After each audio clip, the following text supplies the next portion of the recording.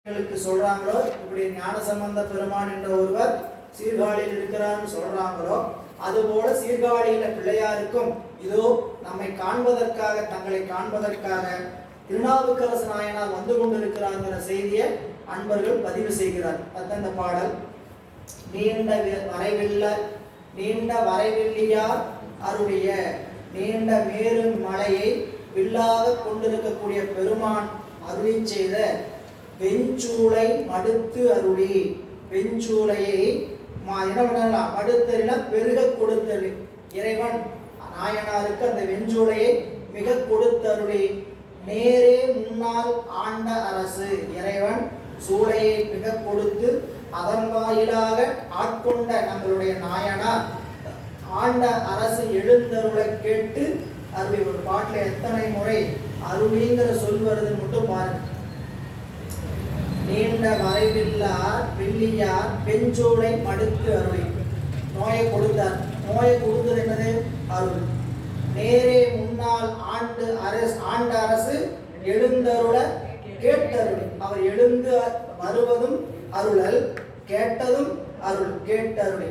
ஆருடைய பிள்ளையாரும் காண்டகைய பெருவிருப்பு கைமிக்க, கைமிக்கன எல்லையில்லாத வளர்ச்சி. கைமிக்க திருவுள்ளம்னா எல்லையில்லாமல் உள்ளபடி வளர்கின்ற உள்ள மகிழ்ச்சி.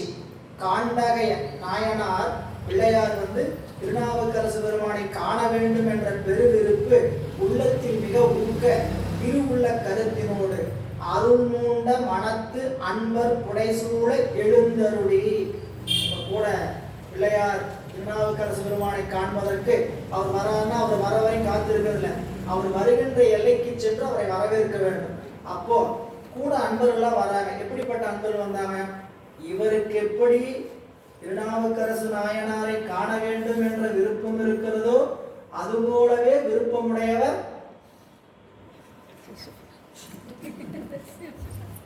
திருநாவுக்கரசு பெருமானை காண வேண்டுங்கிற விருப்பம் எப்படி நம்மளுடைய பிள்ளையாருக்கு இருந்ததோ அதுபோலவே அவரோடு இருக்கக்கூடிய திருக்கூட்ட அன்பர்களுக்கும் தான் காண வேண்டும் என்ற விருப்பம் இருந்தது.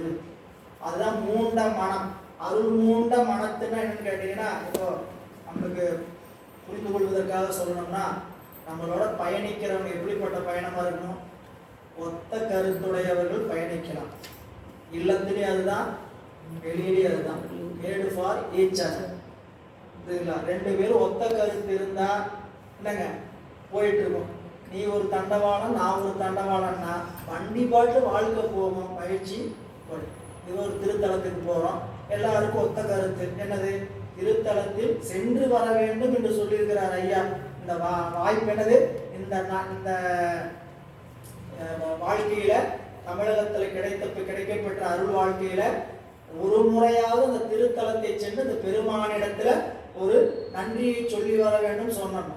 ஒரு ரெண்டு பேருக்கு மாறுபட்ட கருத்து இருந்ததுன்னா எல்லாரும் அதனால் இடப்படுவோம். சரிங்களா? நாம செல்வது திருக்கோயிலை நிறைவா பார்க்கணுங்கிறதால தனித்தனியா பார்க்கலாம். அதுல ஒரு குறையும் இல்லை. திருக்கூட்டமாக போகும் பொழுது வழிபாட்டு முறையோட பார்க்கறதுக்கு எந்த குறையில. நீங்க நல்லா சிந்திச்சு பாத்தீங்கன்னா வழிபாட்டுக்கு எந்த குறையும் இருக்காது. வழிபாடு நிறைவா செய்வோம். எல்லா இடத்துலையும் நிதானமா பொறுமையாக இருந்த வழிபாடு செய்யும். அப்ப என்ன? ஒத்த மனக்கருத்து. இந்த ஒத்த மனக்கருத்து என்கிறது என்ன கேட்டு, ஒத்த மனக்கருத்து இல்லைங்கிறதுனாலதான் அங்க இடர்பாடு வர்றதே. சரிங்களா? நம்ம அன்பட்ட அப்படி பெருமையா இது இல்லவே இல்லை. பொதுவா என்ன ஏற்படும் கேட்டீங்கன்னா, ஏன் நாங்க சொல்ற இடத்துல நீங்க நிக்க கூடாதா? சரிங்களா? நான் சந்தோஷமா இந்த தடவை நிக்க வச்சுட்டு அடுத்த என்ன பண்ணலாம்? நன்றி வணக்கம், நீங்க போயிட்டு வாங்க, நான் வரல. இப்ப இது போலதான் ஒவ்வொரு வழிபாட்டிலும் ஒவ்வொரு நிகழ்ச்சியிலுமே என்ன பண்ணி கேட்டீங்கன்னா மொத்த மனக்கருத்து, ஒரு பேசுறது, ஒரு பாடுறது. இப்ப நான் உதாரணத்துக்கு சொல்லி வச்சுக்கேன். ஒருத்தர் வந்து எங்கிட்ட நிகழ்ச்சி கேட்குறாங்க, ஒரு வழிபாடு கேட்குறாங்க, எங்கிட்ட பேசிட்டாங்க. பேசி முடிச்சுட்டு ஐயாட்ட போய் பேசுறாங்கன்னா மாறுபட்ட கருத்தை இருக்கவே இருக்காது. என்னன்னா நிகழ்ச்சி இப்படிதாங்க பண்ணுவோன்னு நாங்கள் ஒரு இது சொல்லணும்னு வச்சுக்கேன். இல்லை மாற்றி ஏதாவது செய்ய முடியுமா? அவர்கிட்ட போய் இல்லை அவர்கிட்ட சொன்னதுக்கு அப்புறம் நம்மகிட்ட மாற்றி வந்து செய்ய வைக்கலாமா அப்படின்னு நினச்சிங்கன்னா வாய்ப்பு இருக்கவே இருக்காது. என்ன காரணம் கேட்டிங்கன்னா, நம்ம இதில் வந்து காம்ப்ரமைஸ் ஆகிக்கிறதே இல்லை. இங்கே பண்ணீங்க, இந்த டீம் பண்ண இப்படித்தான் இருக்கும், நிகழ்ச்சி பண்ணோம்னா இப்படித்தான் இருக்கும்.